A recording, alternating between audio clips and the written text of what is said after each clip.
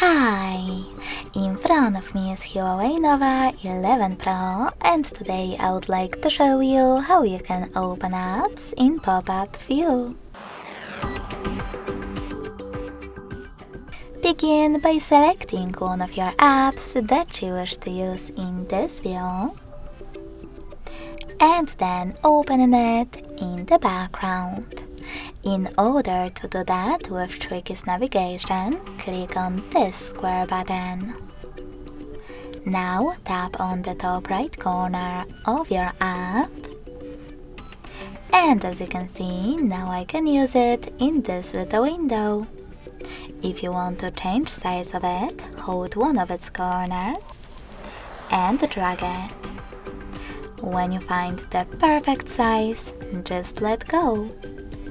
You can always move it around by holding this line at the top and dragging it. If you want to use it overlay the other app, tap on the other one and operate in both. You can always turn your app into a bubble by tapping on Home button. Then access it by tapping on the bubble.